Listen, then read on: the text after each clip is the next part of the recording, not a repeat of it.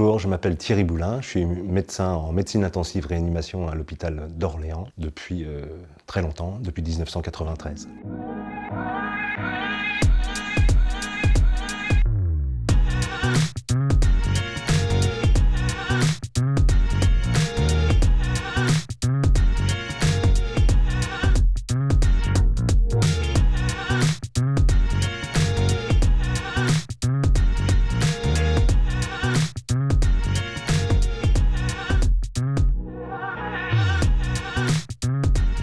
Pourquoi est-ce que j'ai voulu faire de la réanimation? J'aimais d'abord l'adrénaline, la notion de traitement immédiat, j'aimais les challenges diagnostiques, ça se rapproche beaucoup en fait de la médecine interne, hein, la réanimation médicale. Et puis c'est quelque chose qui, c'est une propension à l'action qui s'est jamais, on va dire, estompée avec le temps. J'ai toujours gardé cet enthousiasme pour la médecine aiguë, on va dire. Quel a été mon parcours? J'ai passé l'internat en 84 et 85, j'ai finalement été nommé en médecine dans la région ouest et j'ai choisi de rester à Tours pour des raisons personnelles. J'avais un appartement, voilà. J'ai fait un internat en médecine interne de 5 ans, mais pour moitié en réanimation médicale ou en réanimation polyvalente ailleurs, et notamment à Orléans. Ensuite, j'ai été chef de clinique en réanimation médicale à l'hôpital de Tours, puis à l'hôpital du Kremlin-Bicêtre. Et ensuite, PH provisoire très peu de temps en arrivant à Orléans en novembre 93 et nommé titulaire en juillet 94. Mon métier en pratique, qu'est-ce qu'une semaine type? Moi, j'ai bientôt 63 ans dans 3 jours, donc finalement mon emploi du temps il est un petit peu préservé, ce qui fait que j'ai quasiment 50% de temps off clinique, ce qui me permet de me consacrer à quelques missions transversales dans l'hôpital, et notamment m'occuper de la commission de la recherche, m'occuper de la chefferie de pôle dont j'ai la responsabilité depuis 2017, le pôle des métiers de l'urgence qui comprend donc les urgences, le SAMU, la réanimation médicale, enfin, médecine intensive réanimation, et puis à l'écriture d'articles, à la conception de protocoles de recherche, aux statistiques, etc. Moi c'est plutôt un emploi du temps confortable dans la mesure où je ne prends plus de garde depuis début 2020. Pourquoi est-ce que j'ai choisi de travailler en CH plutôt qu'en CHU? Est-ce qu'on peut dire que j'ai choisi entre CH et CHU? Je ne crois pas. En fait, ça s'est fait selon les opportunités qui se présentaient. J'avais eu au tout début de mon internat, jusqu'au milieu de mon internat, peut-être une ambition pour éventuellement rester au CHU comme universitaire en médecine interne. Et finalement, à l'époque, les postes n'étaient pas légion, hein. On ne voyait pas d'opportunités dans les années qui venaient, quoi. Donc voilà, j'ai opté pour la réanimation, on va dire, à temps plein. Et il se trouve qu'il y avait je savais qu'il y avait un poste quelques années après mon clinica en réanimation à Orléans. Il faut dire que je suis orléanais, mes parents y vivent et voilà, donc pour des raisons personnelles, ça me convenait tout à fait de venir au CHR d'Orléans, qui n'est pas tout à fait un CH comme les autres, puisqu'il est très gros et qu'il a l'étiquette régionale. Voilà, ça ressemblait beaucoup à un exercice de CHU en fait. Quelle est la place aujourd'hui pour ma vie personnelle, hein? On va dire que ma vie personnelle elle est quand même préservée, hein. J'ai à mon goût suffisamment de loisirs, peut-être que pour les plus jeunes ce serait pas assez, je ne sais pas. En tout cas j'ai vu l'évolution des mentalités depuis une vingtaine d'années. Non, ça me satisfait pleinement comme mode de fonctionnement.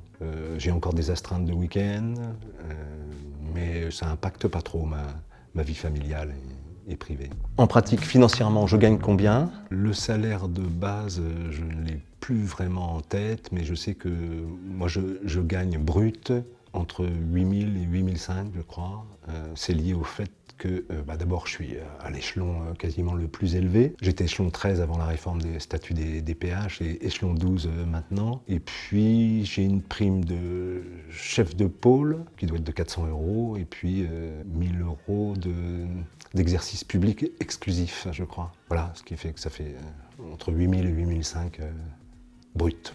Qu'est-ce que je dirais du renouvellement de la pratique de la réanimation sur ma carrière? Il y a différents types des renouvellements. D'abord, il y a eu des renouvellements qui sont liés aux avancées thérapeutiques. On a eu l'arrivée de la VNI, la ventilation protectrice, le décubitus ventral, l'ECMO maintenant, qu'elle soit véno-veineuse ou véno-artérielle. Donc tout ça, il y a eu quand même des révolutions. Et puis, il y a eu quand même un bouleversement on va dire organisationnel, en 2003, quand finalement a été imposé le repos, alors je ne sais plus comment on dit, repos compensateur pour les PH, où finalement on ne devait pas travailler les lendemains de garde. Mais quand même, c'était une très bonne chose sur le plan individuel pour le repos, mais il y a eu une période de flottement, ça a quand même un peu désorganisé les services, dans la mesure où la continuité des soins, elle était un petit peu branlante pendant 2-3 ans.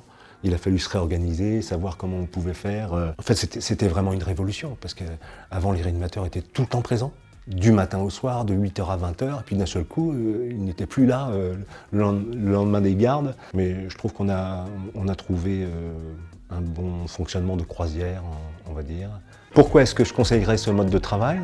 Les points positifs, ça a trait à finalement mon appétit pour la médecine aiguë et pour l'action immédiate, mais aussi pour, comme je vous le disais, les challenges diagnostiques, les pathologies complexes pour lesquelles il faut avoir un diagnostic rapidement. Et j'espère que parmi mes jeunes collègues, c'est ça aussi qui les passionne. Qu'est-ce que je voudrais changer dans mon mode de travail actuel ?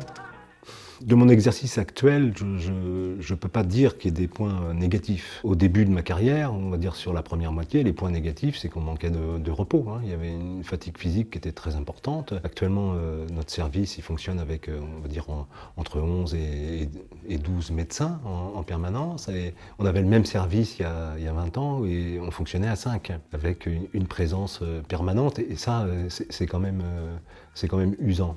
Donc il faut plus jamais ça, bien sûr. Et j'espère qu'avec l'augmentation du nombre des internes dans la spécialité, on va voir de plus en plus de praticiens dans les services et que ça puisse préserver la santé mentale, physique de tout le monde et que les gens continuent à exercer dans ce métier. Je ne vais pas dire que c'est le métier le plus beau du monde, je connais que celui-là, mais pour moi c'est le plus beau du monde. Est-ce que je trouve encore du plaisir, de la satisfaction à travailler en réanimation aujourd'hui? Oui, bien sûr que j'y trouve du plaisir, énormément de plaisir.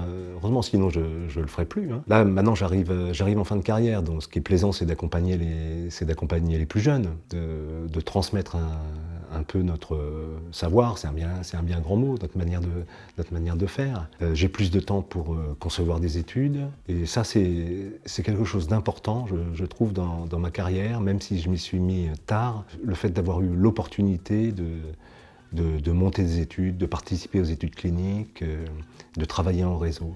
Qu'est-ce que j'aimerais réaliser avant mon départ à la retraite ? En fait, le challenge qui me reste, c'est finalement de fluidifier le parcours des patients dans mon hôpital. Donc ça a plus trait à mon rôle de chef de pôle qui comprend les urgences que la réanimation. Parce qu'en réanimation, finalement, moi j'ai transmis le flambeau, je suis plus chef de service. Le service est, je pense, parfaitement organisé, même s'il peut toujours y avoir des améliorations. Donc j'ai pas grand-chose à transmettre de ce côté-là, ni à améliorer. Donc pour moi, le challenge maintenant, c'est l'organisation du parcours des patients en hospitalisation non programmée. Est-ce que je peux donner un conseil aux futurs docteurs en réanimation ? C'est de ne pas s'isoler, de travailler avec ses collègues dans les autres villes, de faire de la recherche clinique, parce que c'est valorisant, ça ouvre à d'autres perspectives, ça fait rencontrer pas mal de gens, et ça diversifie le métier, c'est très important. Ça diversifie le métier, puis quand on en fait un peu une spécialité à l'intérieur de la réanimation, finalement son métier il peut évoluer. On peut demander à avoir de plus en plus de temps pour faire cette chose-là. Et voilà, moi je crois que c'est vraiment la clé de l'exercice serein en réanimation, c'est d'avoir cette activité parallèle qui est étroitement liée aux soins, bien sûr, mais la recherche clinique, ça me paraît essentiel.